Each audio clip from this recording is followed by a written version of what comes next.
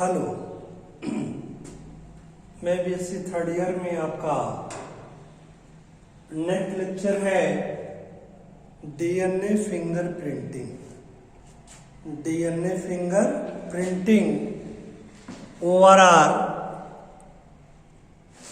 DNA profiling, ये बहुत important topic है आपका। डीएनए फिंगरप्रिंटिंग या डीएनए प्रोफाइलिंग क्या है, पहले आपका कॉन्सेप्ट हम डेवलप कर दें इसके बारे में। आप सभी लोग जानते हैं, आप लोअर क्लास से पढ़ते चले आ रहे होंगे डीएनए फिंगरप्रिंटिंग, तो आपके माइंड में एक कॉन्सेप्ट, ये बात आती होगी, है क्या डीएनए फिंगरप्रिंटिंग। आप सभी लोग जानते हैं जैसे हमारे फिंगरप्रिंट्स होते हैं, आप लोग देखते हैं आधार कार्ड इस समय हमारे इंडिया का सबसे बड़ा आइडेंटिटी कार्ड माना जाता है, आधार कार्ड। उस आधार कार्ड में आपके 10 हाथ की उंगलियों के निशान होते हैं, प्रिंट्स होते हैं, और आपको राशन लेने से लेकर के आपने अपने मोबाइल पर फिंगर को सेट कर दिया तो आपके फिंगर से ओपन होता है, और दूसरा कोई चाहेगा तो उसको ओपन नहीं कर सकता है अगर फिंगर लॉक है तो। दूसरा कोई राशन कार्ड के मशीन को टच करके सोचे हम अपने अंगूठे से उसको क्लिक कर लेंगे, फॉरवर्ड कर लेंगे, तो नहीं हो पाएगा। क्यों? आप जानते हैं, क्योंकि एक व्यक्ति का अंगूठे का निशान दूसरे व्यक्ति के अंगूठे के निशान से टैली नहीं कर सकता। हां, टैली केवल किसका कर सकता है? वो टैली कर सकता है अगर कोई मोनोजाइगोटिक ट्विन होगा तो। अगर एक ही जाइगोट से दोनों बच्चे का विकास हुआ है तो। अब आपको मैंने बताया, जैसे किसी एक व्यक्ति का अंगूठे का निशान, उंगली का निशान दूसरे व्यक्ति के अंगूठे या उंगली के निशान से टैली नहीं कर सकता। और आप जानते हैं, सिग्नेचर किसी की कोई कर सकता है, आप देखकर अंतर नहीं कर पाएंगे कि यह सिग्नेचर मेरी है कि किसी और की। लेकिन जो फिंगर के प्रिंट्स होते हैं वह स्पष्ट आपको बता देगा कि यह आपका निशान नहीं है। उसी प्रकार से हमारे डीएनए में भी प्रिंट्स आते हैं। आपको मालूम है डीएनए कहां प्रिंट होता है? सेल के न्यूक्लियस से प्रिंट होता है। कहां प्रिंट होता है? सेल के न्यूक्लियस से प्रिंट होता है। और डीएनए जो होता है उसमें बहुत सी क्या होते हैं? न्यूक्लियोटाइड्स होते हैं। क्या होते हैं? न्यूक्लियोटाइड्स होते हैं, बेस पेयर्स होते हैं। एडेनिन थायमिन के साथ, साइटोसिन 1 के साथ जुड़ा होता है।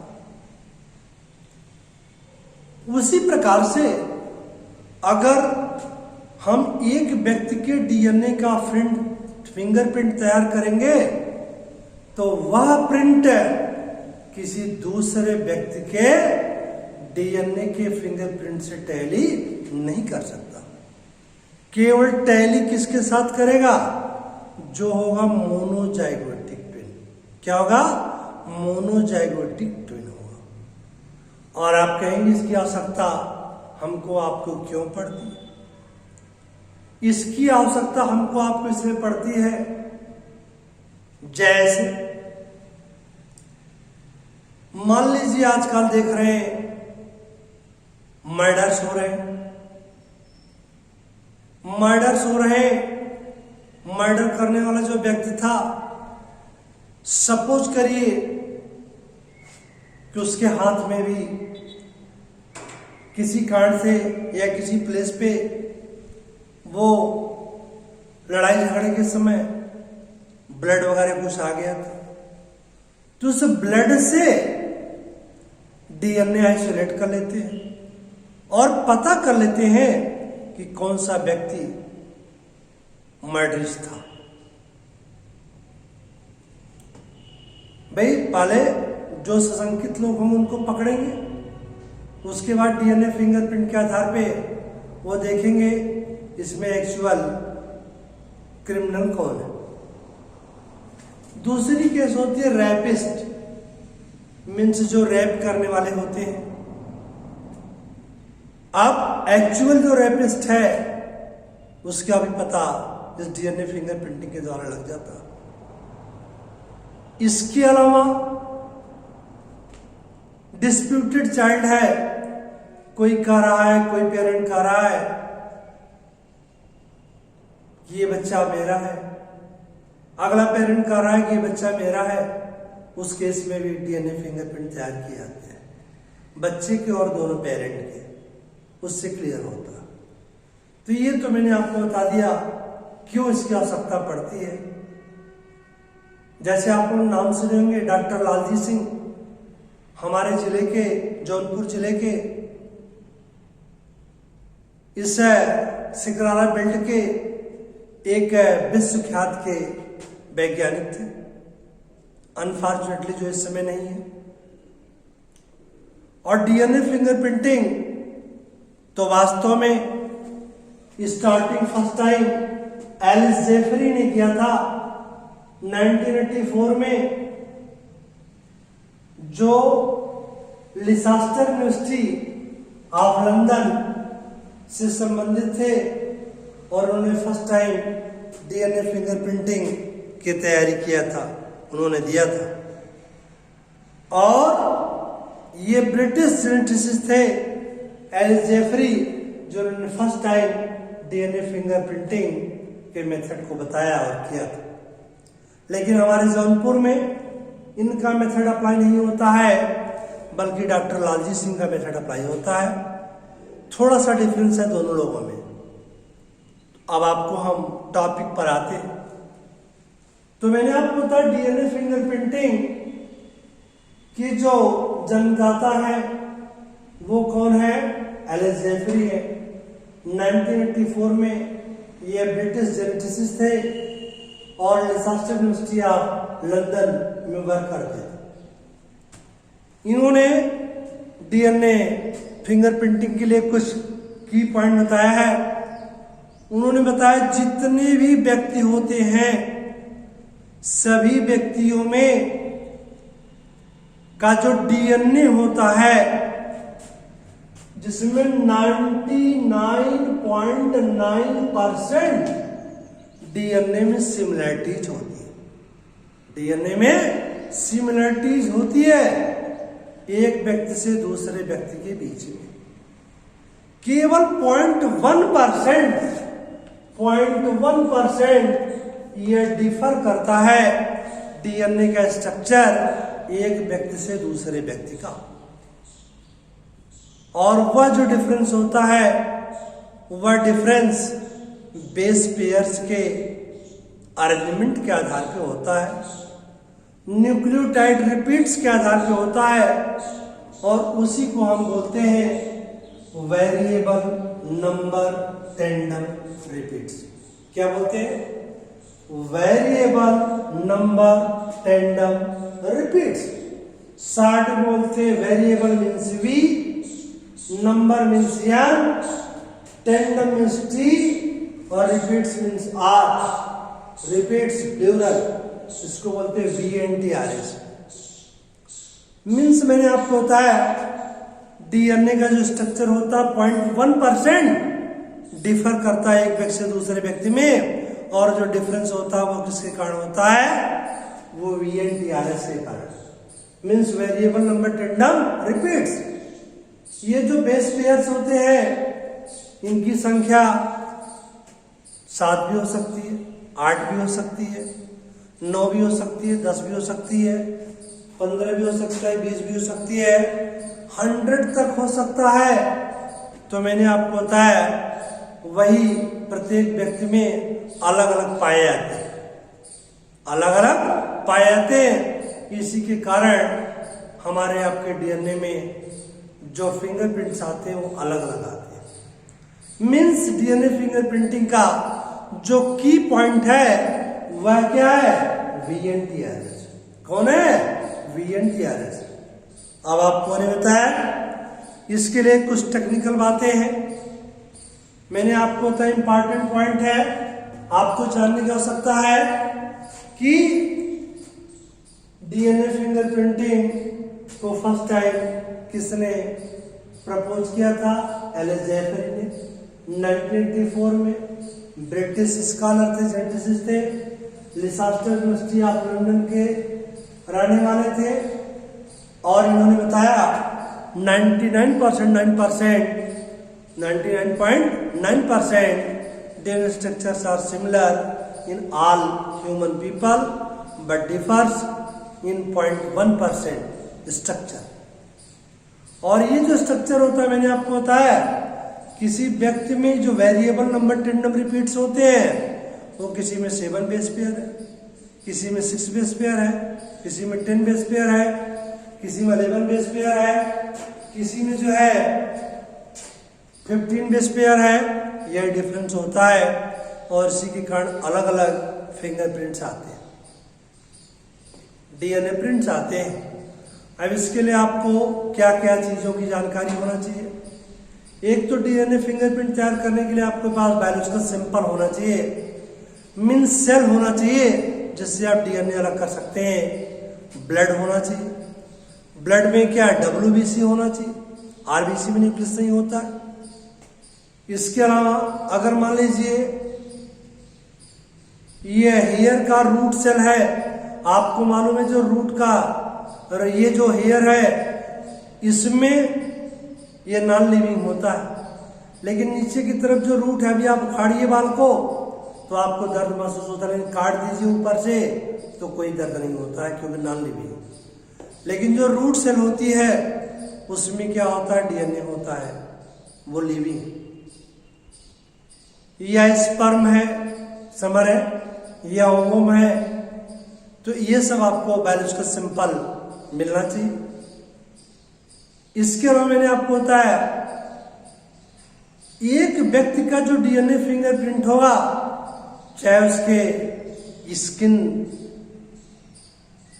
के सेल का हो, चाहे हैंड के या लेग के या स्टमक के किसी सेल से डीएनए अलग किया गया हो, सबका डीएनए फिंगरप्रिंट जो है एक जैसा होगा। ऐसा नहीं है कि हमारे एक बॉडी के पार्ट का फिंगरप्रिंट अलग होगा और दूसरे बॉडी के पार्ट के सेल का डीएनए फिंगरप्रिंट अलग होगा, ऐसा नहीं है। Each cell of the human body has same DNA fingerprint but differs from person to person. एक व्यक्ति से दूसरे व्यक्ति में जैसे अंगूठे के निशान में अंतर होता है, वैसे डीएनए के फिंगरप्रिंट में अंतर होता है। समझ रहे? इसके बाद मैंने आपको बताया कि ये जो VNTRS है यही क्या है? की पॉइंट। क्या है? की पॉइंट है। तो पहले आप लोग एक जनरल डीएनए फिंगरप्रिंटिंग के बारे में, अच्छा डीएनए फिंगरप्रिंटिंग कैसे कराया जाता है आपको बता दें एक बार पूरा हम उसकी समरी। देखिए डीएनए फिंगरप्रिंट में क्या क्या स्टेप्स है आपके इन्वॉल्व होते हैं। पहला स्टेप ये होता है कि आपके पास बायोलॉजिकल सैंपल होना चाहिए।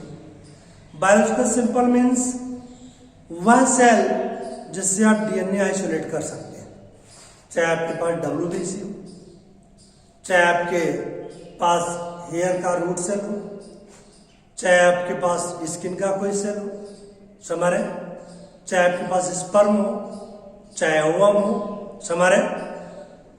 अलग अलग केसेस में अलग अलग प्रकार के आपके बायोलॉजिकल सिंपल होना चाहिए। उस बायोलॉजिकल सिंपल से पहला काम हम क्या करते हैं, उसको उस सेल को एंजाइमेटिक मिक्सचर में डालते हैं। कहाँ डालते हैं? एंजाइमेटिक मिक्सचर में डालते हैं। एंजाइमेटिक मिक्सचर में डालेंगे जिससे क्या होगा, आपको मालूम है सेल के अंदर न्यूक्लियस है, न्यूक्लियस के अंदर डीएनए है, तो पहले सेल की आउटर वॉल रप्चर हो, न्यूक्लियर मेम्ब्रेन रप्चर होगी, फिर डीएनए को हम क्या करते हैं, आइसोलेट करते हैं। अल्ट्रा सेंट्रीफ्यूज मशीन के द्वारा डीएनए को अलग कर लेते हैं। डीएनए को अलग करने के बाद आइसोलेशन ऑफ डीएनए हो गया। इसके बाद हम क्या करते हैं कि पहली बात, मान लीजिए बड़े मुश्किल से आपको एक सेल मिला है, जैसे आपको मालूम है जो इम्पॉर्टेंट कॉपीज होती है आपकी, मार्कशीट होती है, सर्टिफिकेट होती है, आप लोग जिस दिन पाते हैं सर्टिफिकेट, पहले उसी दिन क्या करते हैं, उसकी 2-4-6 कापियां बना लेते हैं। 2-4-6 कापियां फोटोस्टेट मशीन से करा लेते हैं, ताकि अगर आपकी मूल कॉपी खो गई तो उससे डुप्लीकेट जेरॉक्स फोटोस्टेट कॉपी के द्वारा आप नई कॉपी बना सकते हैं। उसी प्रकार से आपको जो डीएनए मिला, उस डीएनए की आप बहुत सारी कॉपियां तैयार करना चाहते हैं। बाय प्रोसेसिंग में डीएनए नष्ट हो गया तो हमारा पूरा आधार ही समाप्त हो जाएगा। इसलिए हम आप क्या करते हैं, बाय या डीएनए फिंगरप्रिंटिंग क्या करते हैं, या इसके प्रोसेस क्या करते हैं कि डीएनए फिंगरप्रिंटिंग करते समय डीएनए को आइसोलेट करने के बाद पहला काम क्या करते हैं, पीसीआर टेक्निक। पीसीआर टेक्निक आप लोग पढ़ चुके हैं। पीसीआर मशीन के द्वारा एक डीएनए से बहुत सारे डीएनए हम तैयार कर लेते हैं। अब क्या करते हैं, डीएनए को हम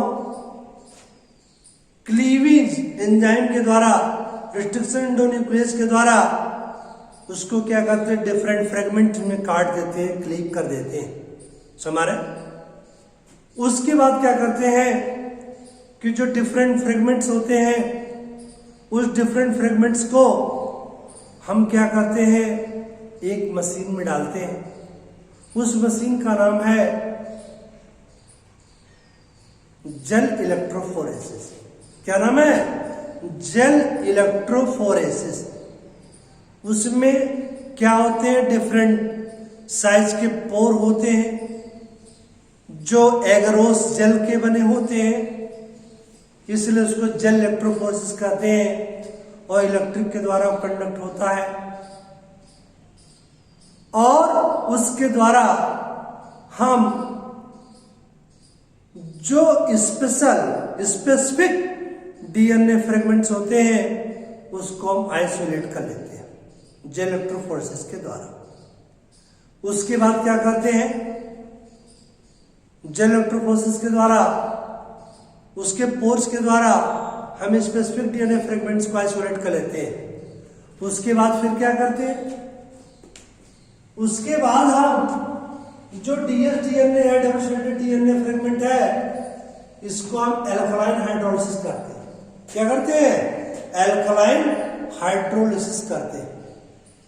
क्या करते हैं? एल्कलाइन हाइड्रोलिसिस करते हैं। और किससे? से जो डबल स्ट्रैंडेड डीएनए को सिंगल स्ट्रैंडेड डीएनए में कन्वर्ट कर देता है।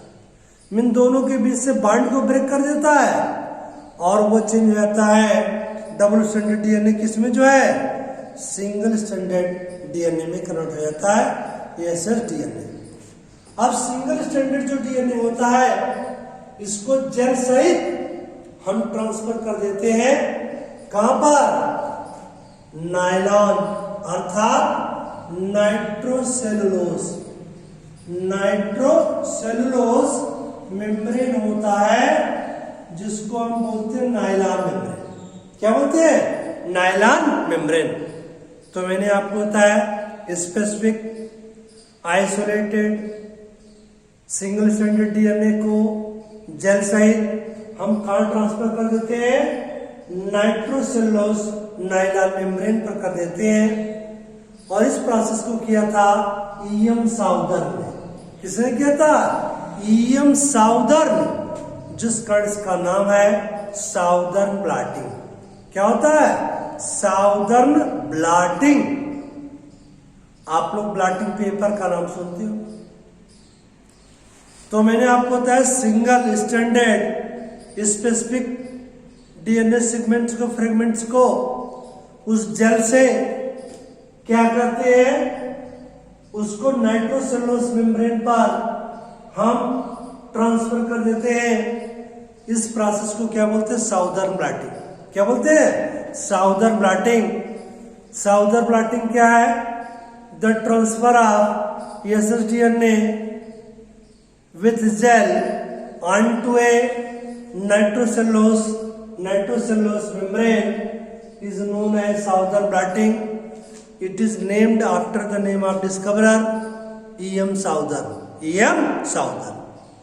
अब क्या करते हैं, जो नाइट्रोसेलुलोज मेम्ब्रेन होता है उस पर क्या करते हैं, उसको जो है हम आप उसके बाद उसके बाद हम क्या करते हैं कि अब उस नाइट्रोसेलुलोज मेम्ब्रेन पर जो VNTRS स्पेसिफिक जो सीक्वेंस होता है उसके बैंड उस मेम्ब्रेन पर रिप्रेजेंट हो जाते हैं, उस मेम्ब्रेन पर प्रिंट हो जाते हैं, रिप्रेजेंट हो जाते हैं। अब हम क्या करते हैं, अब उसको हम क्लियरिफाई करते हैं हाइब्रिडाइजेशन के द्वारा। किसके द्वारा? हाइब्रिडाइजेशन के द्वारा, कि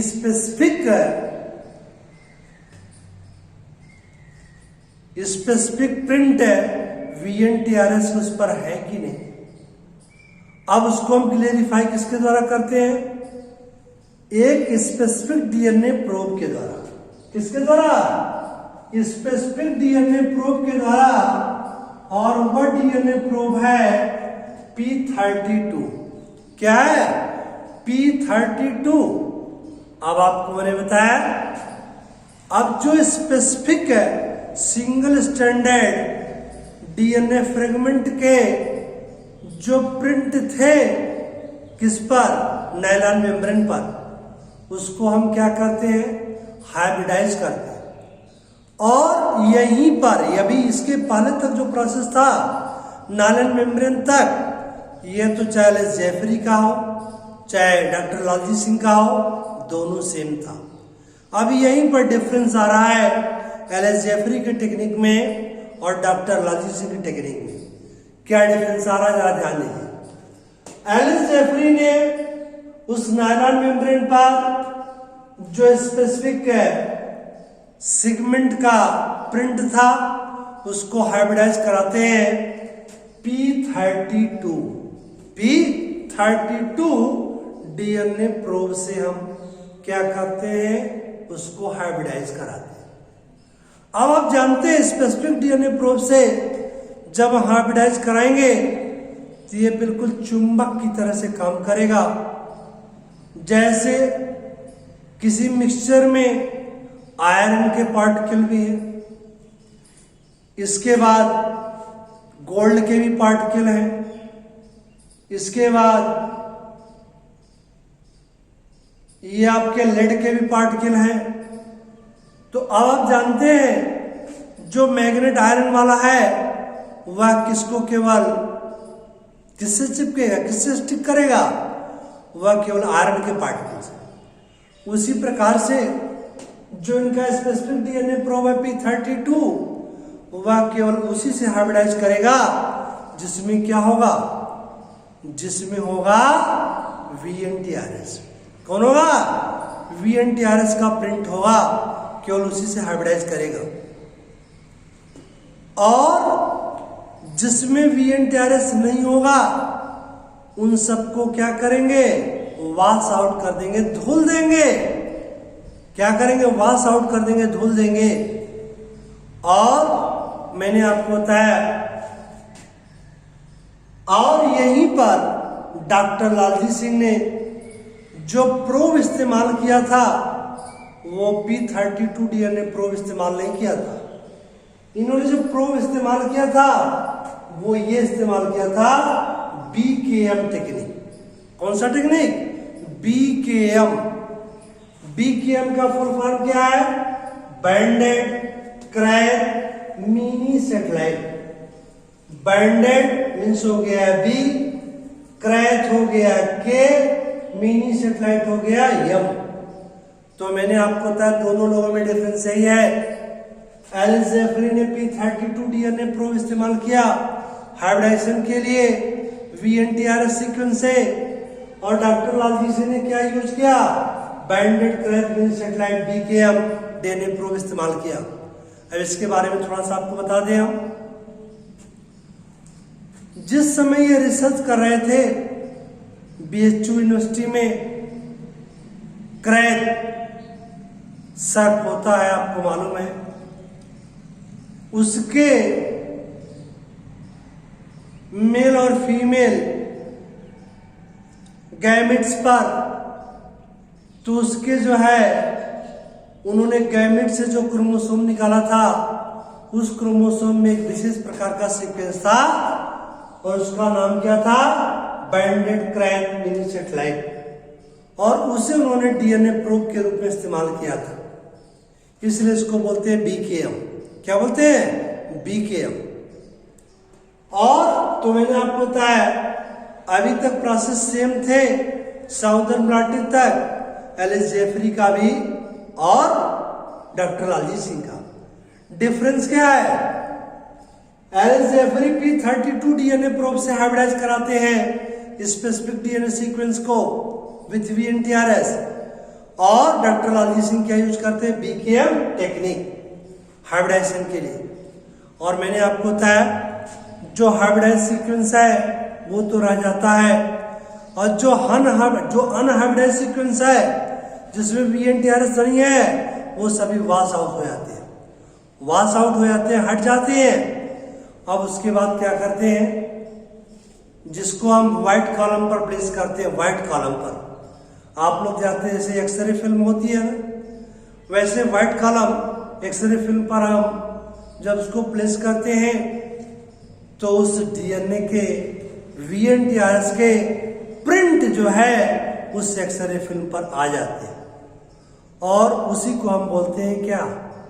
जैसे हमारे अंगूठे के प्रिंट आ जाते हैं वैसे डीएनए के VNTRS के प्रिंट आ जाते हैं, और उसी प्रिंट को हम बोलते हैं डीएनए फिंगरप्रिंट। क्या बोलते हैं? डीएनए फिंगरप्रिंट बोलते हैं। तो आपके समझ में कुछ बात आई होगी, एक बार फिर से रिपीट कर देते हैं। मैंने आपको बताया डीएनए फिंगरप्रिंटिंग के लिए आपको किसकी रिक्वायरमेंट होती है? नंबर 1 तो बायोलॉजिकल सैंपल की आवश्यकता पड़ती है। बायोलॉजिकल सैंपल समझ गए होंगे आप लोग, वो अलग अलग केस के ऊपर डिपेंड करता है। ब्लड भी हो सकता है, स्पर्म भी हो सकता है, बॉडी का कोई सेल भी हो सकता है। इसके बाद नहीं कुछ है, रूट, हेयर की रूट अगर है वो भी है। इसके बाद हम उस सेल को कहाँ डालेंगे? एंजाइमेटिक मिक्सचर में डालेंगे for isolation of DNA. DNA मिल गया, अब डीएनए की बहुत सारी कॉपी तैयार करेंगे। किसके द्वारा? PCR टेक्निक के द्वारा, आप पढ़ चुके। फिर हम क्या करेंगे? उस डीएनए को क्लीप करेंगे रिस्ट्रिक्शन एंडोन्यूक्लियस के द्वारा डिफरेंट पीसेज में। अब क्या करेंगे? स्पेसिफिक डीएनए फ्रेगमेंट को हमको अलग करना है। अब हम कैसे करेंगे? Gel electrophoresis. इसमें क्या होता है कि डिफरेंट साइज के पोर होते हैं, उसके द्वारा ये डीएनए के फ्रेगमेंट आइसोलेट कर दिए जाते हैं। इसके बाद जेल इलेक्ट्रोफोरेसिस के बाद उसका हम एल्कलाइन हाइड्रोलिसिस करते हैं NaOH के द्वारा, जिसमें डबल स्ट्रैंडेड डीएनए को सिंगल स्ट्रैंडेड डीएनए में कन्वर्ट कर देते हैं। सिंगल स्ट्रैंडेड डीएनए को फिर क्या करते हैं? हम उसको जेल सहित एक नाइट्रोसेलुलोज मेम्ब्रेन पर उसको ट्रांसफर करते हैं। इस प्रोसेस को हम साउदर्न ब्लॉटिंग कहते हैं। और क्यों कहते हैं? क्योंकि इसके डिस्कवर थे ईएम साउदर्न। और इसके बाद क्या करते हैं कि उस नाइट्रोसेलुलोज मेम्ब्रेन पर वो जो डीएनए के VNTRs होते हैं उसके बैंड फॉर्म में आते हैं। अब हम उस बैंड को हाइब्रिडाइज कराते हैं किसके द्वारा? जो है LSJFree-P32 डीएनए प्रोब के द्वारा हाइब्रिडाइज कराते हैं। और डॉक्टर लालजी सिंह किसके द्वारा? BKM डीएनए प्रोब के द्वारा बाइंडेड कराए सेटेलाइट, मिनी सेटेलाइट क्रोमोसोम या डीएनए प्रोब का इस्तेमाल करते हैं। और जो VNTRS वाले सेगमेंट होते हैं उससे तो हाइब्रिडाइज करेगा, और जो नहीं होंगे विदाउट VNTRS होंगे वो अनहाइब्रिडाइज होंगे, अनहाइब्रिडाइज पास आउट हो जाते हैं। इसके बाद जो हाइब्रिडाइज सीक्वेंस होते हैं उसको हम एक्सरे व्हाइट फिल्म पर कॉलम पर जब प्लेस करते हैं तो उस पर प्रिंट आते हैं और उसी प्रिंट को बोलते हैं डीएनए फिंगरप्रिंट। और आपको मैंने बताया ये फैसिलिटी हमारे इंडिया में 2 सेंटर पर अवेलेबल है। एक तो है centre for DNA fingerprinting and diagnostic, इसका शॉर्ट नेम है CDFD। C mean centre, D mean DNA, fingerprinting means F and diagnostic means D, Hyderabad में। दूसरा भी है centre for cellular and molecular biology CCMB, इसी के डायरेक्टर रह चुके जो है डॉक्टर लालजी सिंह। और उसी डायरेक्टरशिप के बाद फिर इनका वाइस चांसलर इन BHU हो गया था। तो अभी पिछले ही वर्षों में कुछ दिनों में इनकी डेथ हो गई। बहुत ऊंची प्रतिभा के व्यक्ति थे और इनका उपयोग जो है डीएनए फिंगरप्रिंटिंग का डिफरेंट केसेस में किया जाता है। तो आप लोग थोड़ा थोड़ा नोट करते रहिए, समझते रहिए। आपने हेडिंग दे दिया, प्लीज राइट डाउन। आपको केवल हेडिंग दे देंगे डीएनए फिंगरप्रिंटिंग और DNA profiling, please write down. The specific hybridized DNA sequence with dark band over printed, comma is called DNA fingerprints and this technology is known as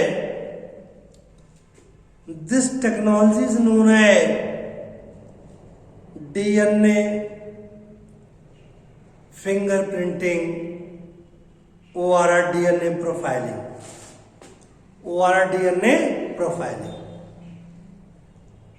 full stop.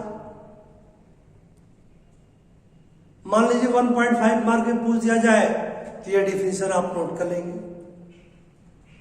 अब आप लोगों को कुछ notable point बताते हैं DNA fingerprint के printing के process के पहले। तो आप लोग ऐसे जो है स्पेशल पॉइंट करके ऐसे एक नोट कर लेंगे आप लोग। चलिए नोट करेंगे। The technique of DNA fingerprinting,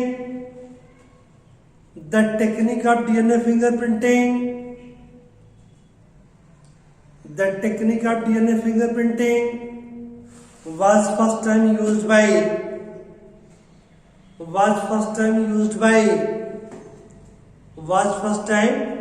by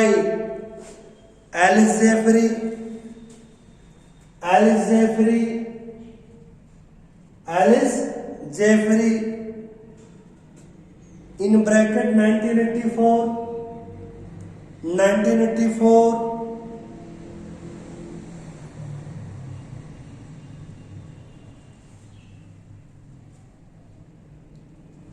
bracket close comma Leicester university of London Leicester, Leicester, Leicester, University of London, Leicester University of London.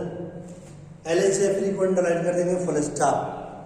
Second point, the DNA of every individual, the DNA of every individual has distinct character,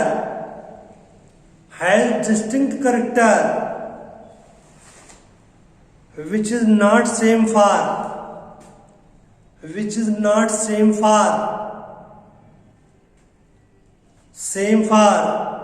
two TWO2 human except monozygotic twin.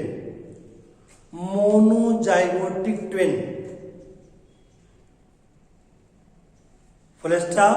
Next point, about 99.9%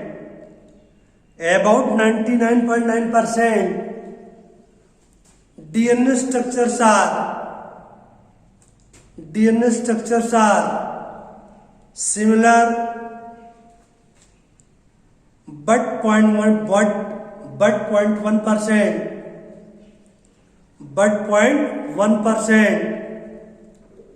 DNA structure differs from one person to another. Full stop. Next point, a DNA fingerprint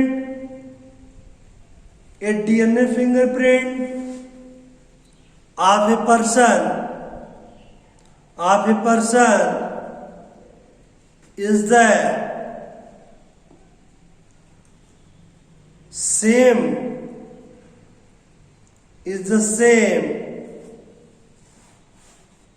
for every cell,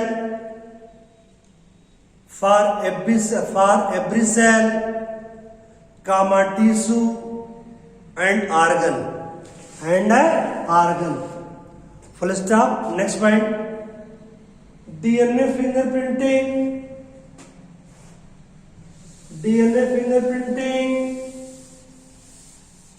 involves biological samples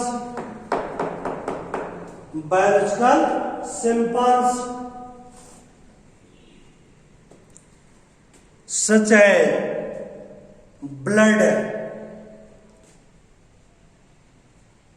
stain, STIN, blood stain, in bracket WBC. भूल से भी आप लोग RBC बदल दीजिएगा. RBC क्या होता है? नॉन न्यूक्लिएटेड होता. WBC bracket close comma, semen, SEMEN, semen, comma skin cells and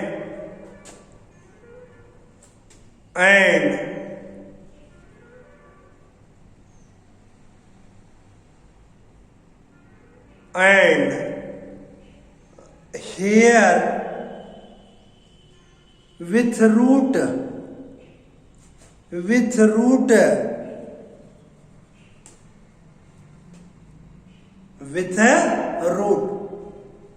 full stop. Next point, each DNA consists of short nucleotide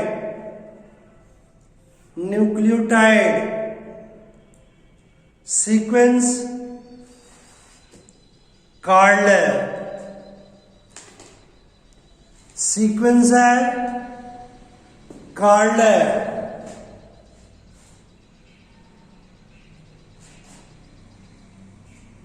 variable number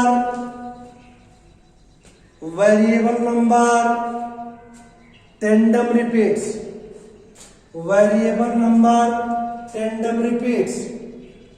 bracket में VNTRS bracket close, full stop.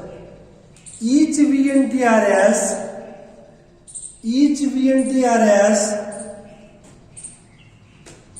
vary in number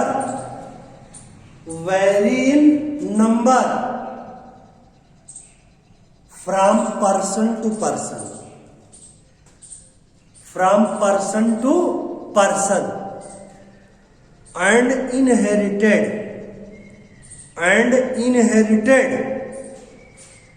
और एक पीढ़ी से दूसरी पीढ़ी में transfer होता है. Full stop. Last point. in different person comma the length of VNTRS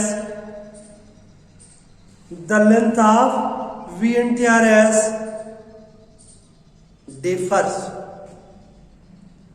and hence VNTRS is the key point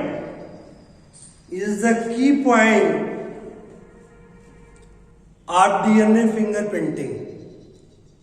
Key point of the DNA fingerprinting. And functions as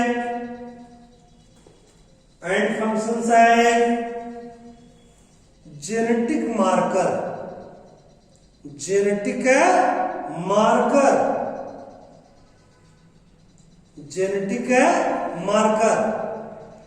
full stop. अब notable point मैंने आपको note करा दिया. अब आप लोग heading देंगे process of DNA fingerprinting. Process PROCESS process of DNA fingerprinting. Please write down. It involves following steps. First point, the DNA is isolated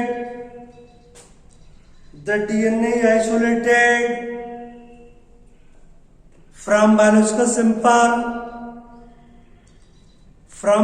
sample such as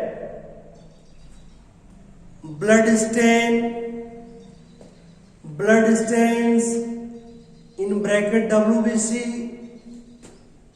bracket close comma semen comma skin overall a root hair of disputed child. DISPUTED disputed child. Overall parent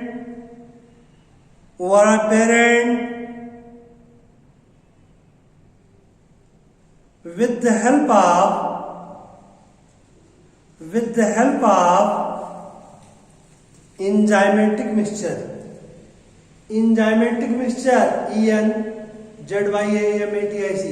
enzymatic mixture. Full stop. Second point, many copies of isolated DNA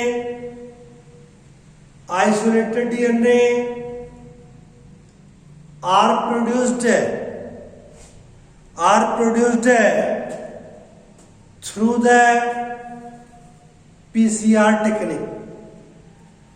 the PCR technique. Full stop. Next point, the DNA is cut into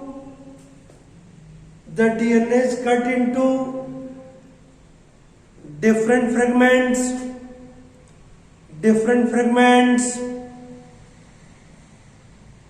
with the help of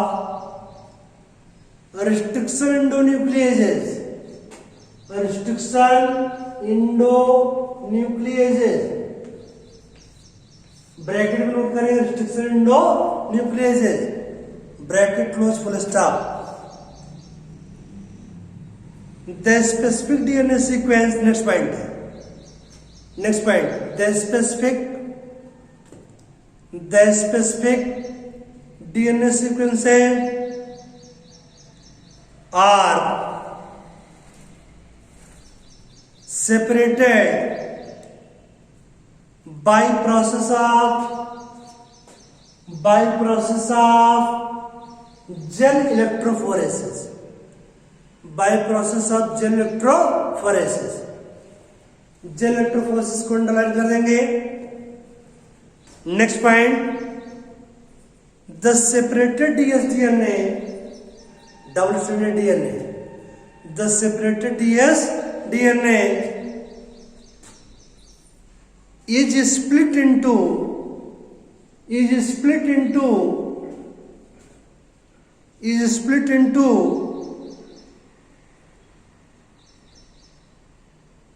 ssDNA, single stranded DNA, by use of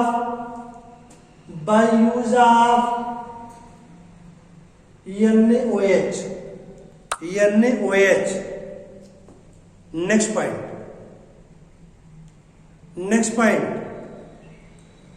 the separated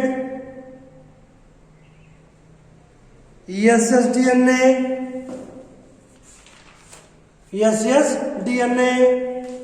sequences are transferred from gel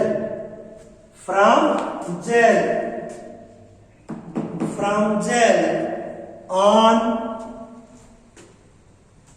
2TO2 nitrocellulose ORR nylon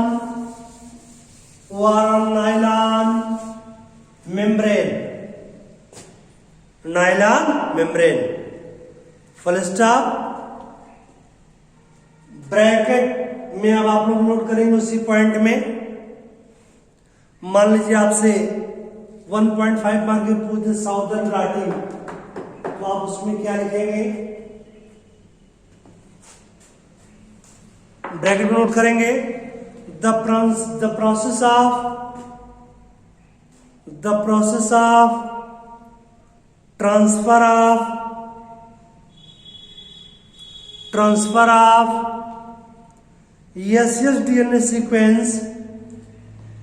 ssDNA sequence from gel on 2ATO2A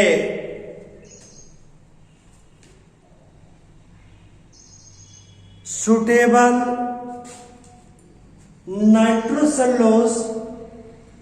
nitrocellulose ORR nylon membrane,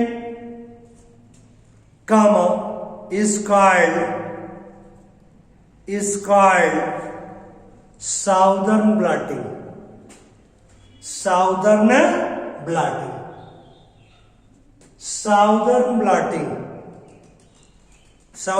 को underline कर देंगे, full stop. वही bracket में note करेंगे the name southern is given after the name of discoverer.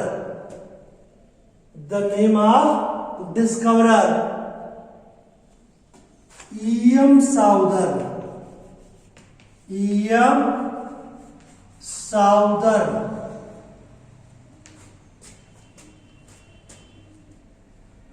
Bracket close, full stop. Next point,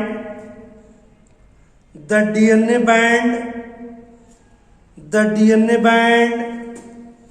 appearing on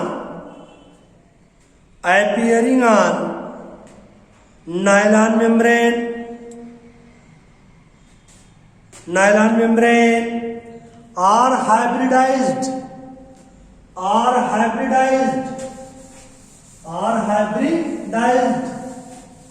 with a radioactive radioactive P32 DNA probe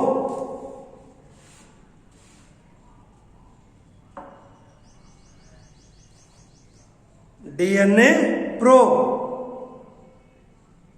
only which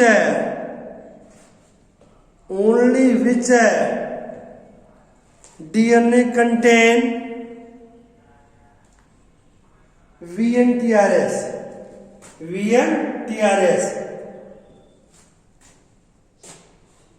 and washed into water for removing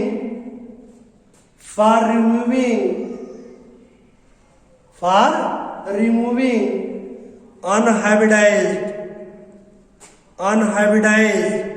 DNA। Full stop. मैंने आपको बताया था यहीं पर doctor Lalji Singh की technique कुछ differ करती है, तो पैराग्राफ चिन्ह नोट करेंगे। But doctor Lalji Singh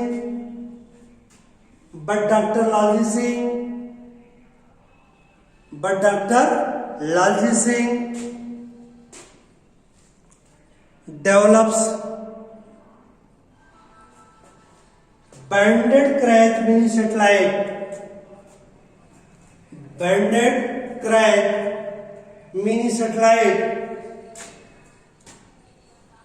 bracket में BKM DNA probe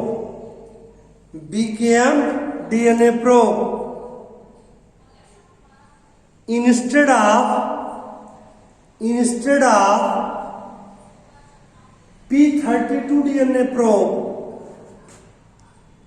P32 DNA probe in DNA fingerprinting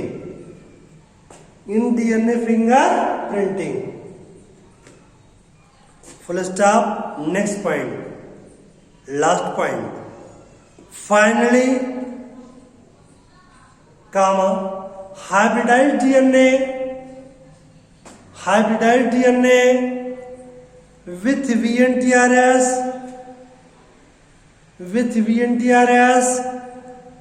is exposed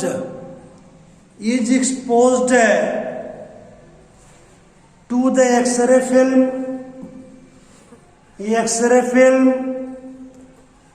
which shows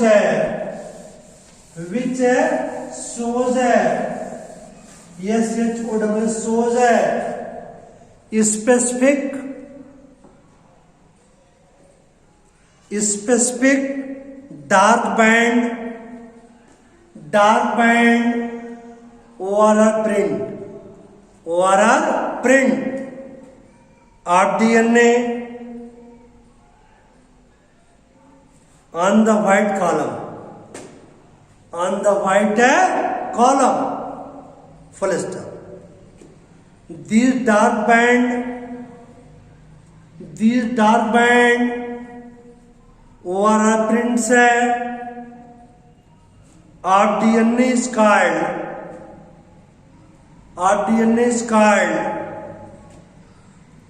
DNA fingerprints ORR profiles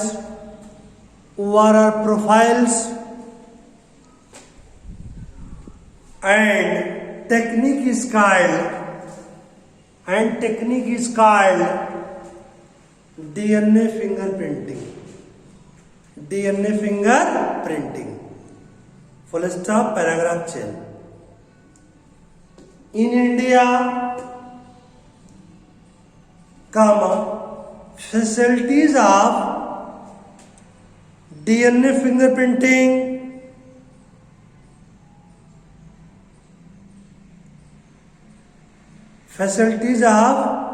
DNA fingerprinting are available at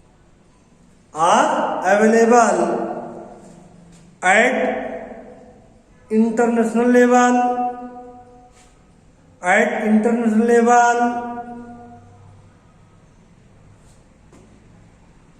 at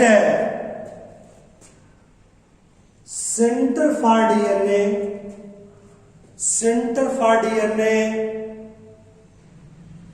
fingerprinting, DNA fingerprinting and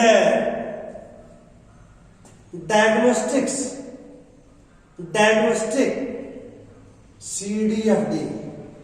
CDFD Hyderabad and Center for Cellular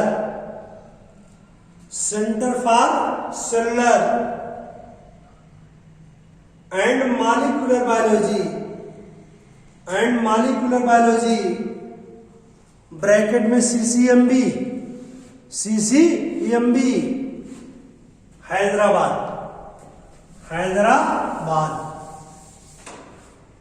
Hyderabad full stop. at these centers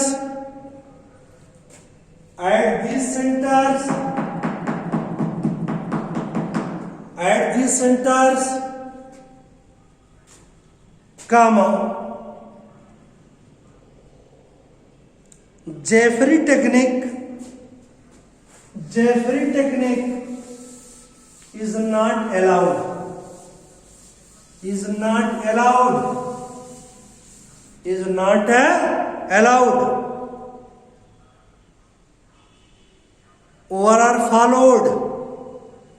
or are followed and technique of Dr. Lalji Singh is followed full stop. अब आप लोग heading दे देंगे applications of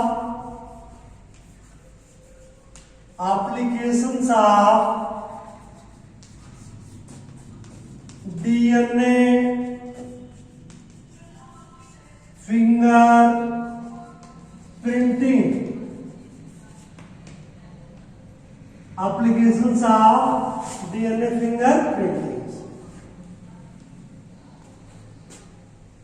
first point,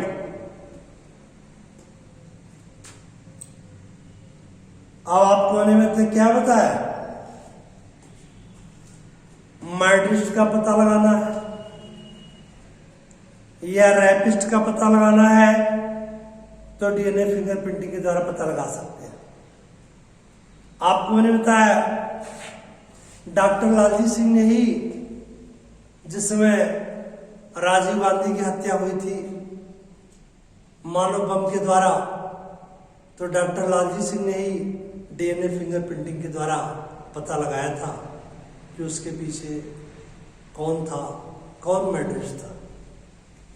तो note कर लेंगे आप लोग। First point, it is useful in identification of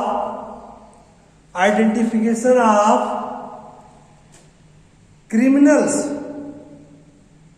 in murder cases, murder cases, or a rapist in a rape cases, अब इसके बारे में आपको जानकारी है कि सपोज करिए किसी ने किसी के ऊपर ब्लेम कर दिया कि फला रैपिस्ट है। अब उसकी क्लियर कट रिपोर्टिंग क्या होगी कि उस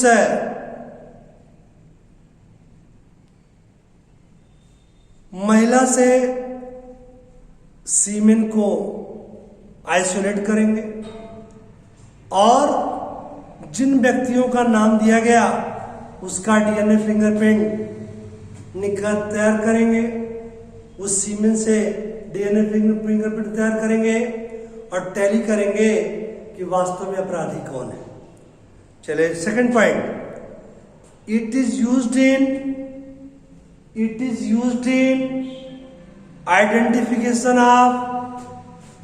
identification of kinship analysis, kinship analysis, kinship analysis, bracket में नोट कर देंगे members of same family, members of same family, members of same family. अब ऐसा है, जैसे मान लीजिए किसी के परिवार से कोई आदमी 200-400 साल पहले चला गया, फॉरेन में एस्टेब्लिश हो गया, और आप जानते हैं आज के डेट में जो व्यक्ति हाईलाइटेड होता है, लोग अपना रिश्तेदार, अपना करीबी उसी को बताते हैं।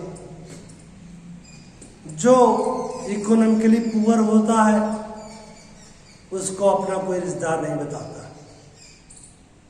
वही बात आती है, जैसे बाय द वे कोई इंडिया का किसी गांव का रहने वाला व्यक्ति वो फॉरेन में राष्ट्रपति हो गया या किसी अच्छे पद पे हो गया, अब उसके माइंड में बात आई कि मैं एक दिन अपने पैतृक गांव जाऊं, तो वहां पर अब प्रॉब्लम ये हो जाती है, उस गांव के लोग, अब उनके परिवार का तो कोई रह नहीं गया है, अरे भाई ये हमारे खानदान से रिलेटेड है, अगला कहेगा नहीं मेरे खानदान से रिलेटेड है, तो वहां प्रॉब्लम आ जाती है। अब उस केस में भी ये सगे संबंधी का पता लगाने में डीएनए फिंगरप्रिंटिंग हेल्प करेगा। अब जो लोग लड़ रहे हैं या 3 लोग जो लड़ रहे हैं, अब उनके परिवार का जो सबसे बुजुर्ग मुखिया होगा, ओल्डेस्ट पर्सन होगा, उसका डीएनए फिंगरप्रिंट तैयार करेंगे, और उस व्यक्ति का जो इस समय फॉरेन में किसी अच्छे पद पे है, जिसकी लड़ाई हो रही कि मेरे परिवार का, तो उन सबके डीएनए फिंगरप्रिंट को और उसके डीएनए फिंगरप्रिंट को मैच कराएंगे, जिससे सबसे ज्यादा मैच करेगा उसी परिवार का मेंबर होगा, उसी को बोलते हैं किनशिप एनालिसिस। नेक्स्ट पॉइंट, अब आपको नहीं बताया, अगर मान लीजिए बाय द वे हॉस्पिटल में बच्चा पैदा हुआ, और हॉस्पिटल में पैदा हुआ बच्चा, अब आजकल जानते हैं अदला बदली बहुत होती है, अब कोई कह दिया नहीं ये मेरा बच्चा है, कोई दंपति, कोई पति पत्नी कह रहा है ये मेरा बच्चा है, कोई पति पत्नी कह रहा नहीं ये मेरा बच्चा है, कह दिया लड़का हमारा है लड़की उनकी है, या 2 बच्चे हुए मान लीजिए एक मेल और फीमेल बेबी, तो अब वहां प्रॉब्लम आ जाएगी, क्या पता कि कौन किसका बच्चा है। अब उस केस में क्या करेंगे, हम बच्चे का और उन दोनों माता पिता का डीएनए फिंगरप्रिंट तैयार करेंगे, और उसके आधार पर पता लगाएंगे कि उसका वास्तव में उसका पेरेंट्स कौन है। तो नेक्स्ट पॉइंट नोट करेंगे, it can be used for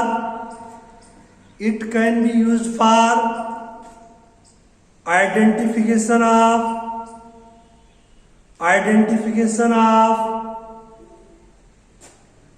sex of an individual when body is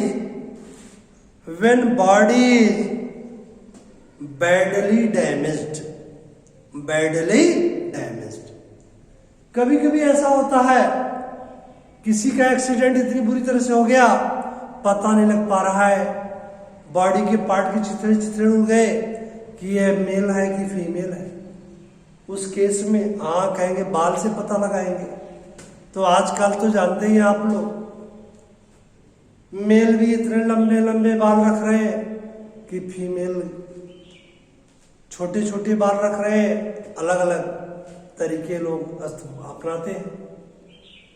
तो मैंने आपको बताया उस समय भी डीएनए फिंगरप्रिंटिंग हेल्प करता है कि जनरली महिलाओं के प्रिंट एक जैसे होते हैं और पुरुषों के लगभग एक जैसे होते हैं, सम डिफरेंस के साथ उसके आधार पता लगाते हैं। और जो अभी मैं चर्चा कर रहा था डिस्प्यूटेड चाइल्ड का पता लगाने के लिए, वो लास्ट पॉइंट नोट कर लेंगे आप लोग। It is used for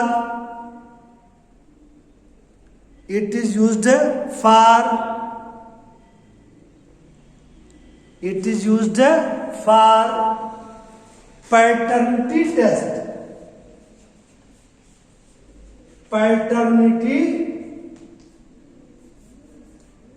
paternity test means माता पिता का पता लगाने के लिए पैटर्निटी टेस्ट। ब्रैकेट में identification of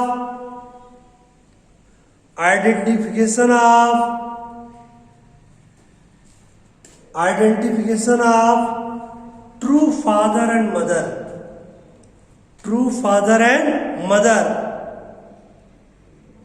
in case of disputed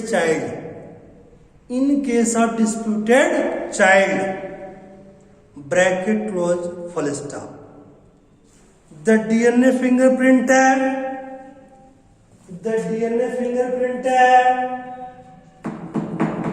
of disputed child and parent are represented as below.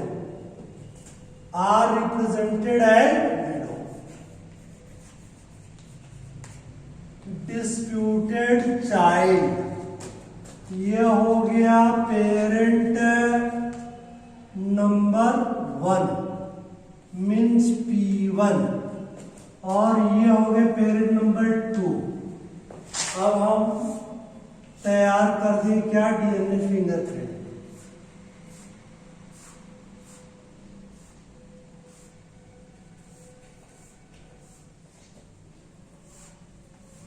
ये हो गया डिस्प्यूटेड चाइल्ड का, सपोज करिए।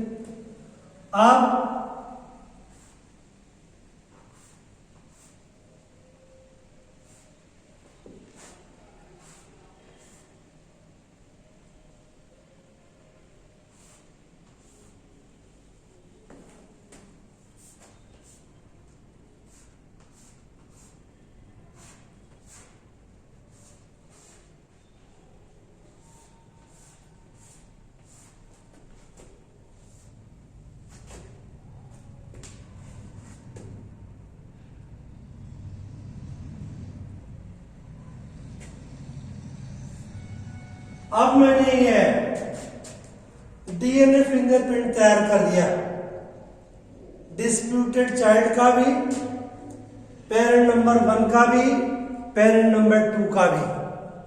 अब आपको जजमेंट लेना है। भाई आप तो अब क्लास में है नहीं, लाइव क्लास में नहीं है, लेकिन आप देख रहे हैं 100% तो सिमिलर होंगे नहीं, क्योंकि मैं पहले आपको बता चुका हूं किसी दो व्यक्ति का डीएनए फिंगरप्रिंट या अंगूठे का निशान एक जैसा नहीं हो सकता, एक्सेप्ट मोनोजाइगोटिक ट्विन। अब क्या है, आप देख रहे हैं पेरेंट नंबर 1 से ज्यादा टैली कर रहा है, इसका मतलब क्या है, बोलिए भाई। यहां देख रहे हैं 3 है, यहां 2, यहां 1, यहां 3 था, यहां 2, यहां 2 था, बोलिए। इसमें क्या काफी डिफरेंस है, इसका मतलब इस बच्चे का पेरेंट कौन है, parent number 1। Write down from above DNA fingerprint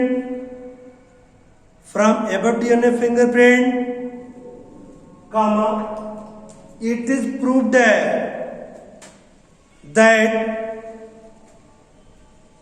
the parent number 1 is actual parent